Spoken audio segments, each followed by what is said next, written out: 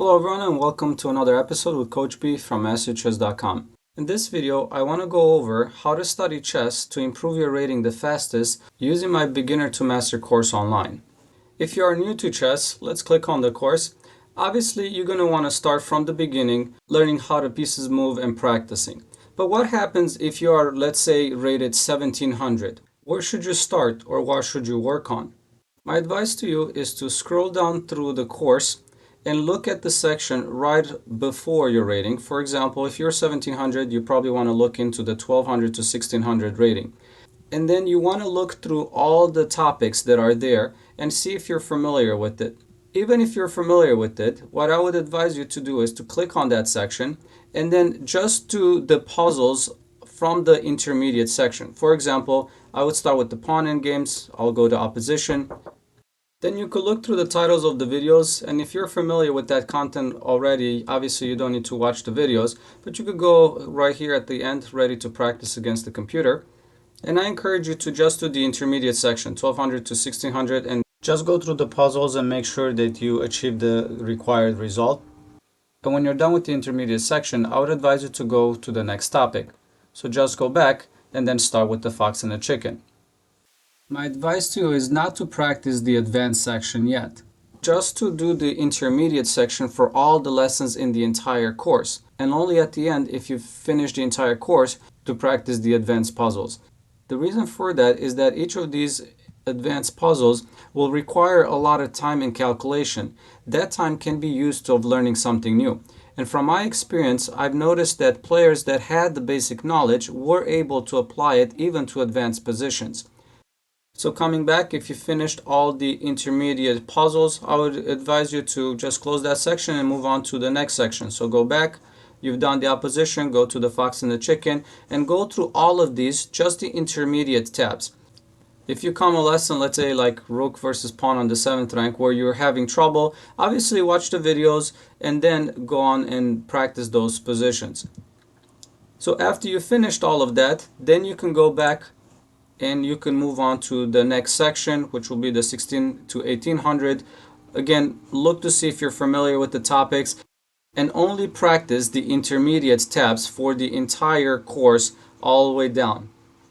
Now, my course right now is just ending at 1800 level. I will pick it up and continue in the near future from the 1800 to 2000 rating. But if you finish practicing all the intermediate problems, then you can restart the course to review the material practicing the advanced problems. This will help you get knowledge on all of the different topics, and most of the times I've noticed that my students are able to use these skills even to the more advanced positions. And I want to share with you one of the examples of one of my highest achieving students that went through my course.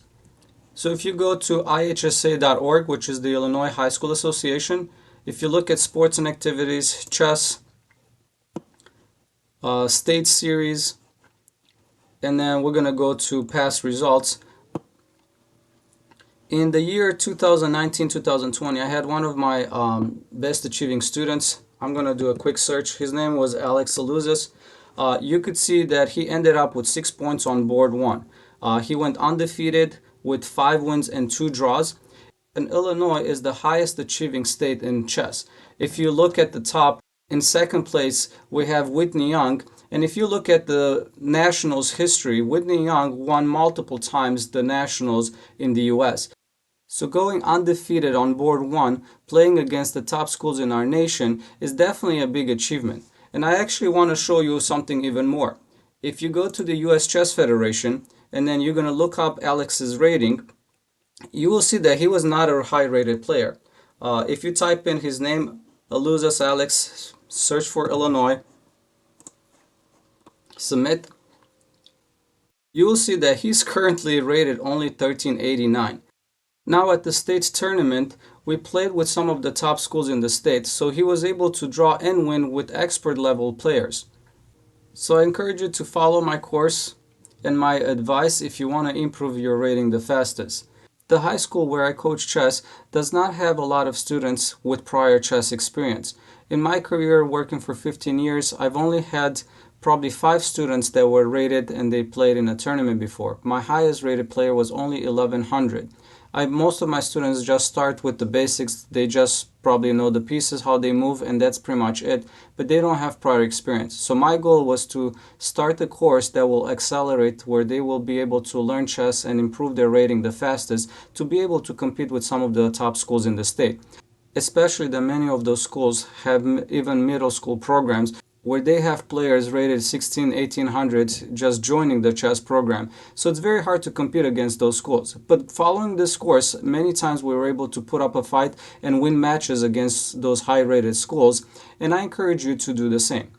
If you like my video, please subscribe. Also, I'd like to know your thoughts about this video. Please share your comments below and share my website and YouTube channel with your friends and family. Thank you and have a great day.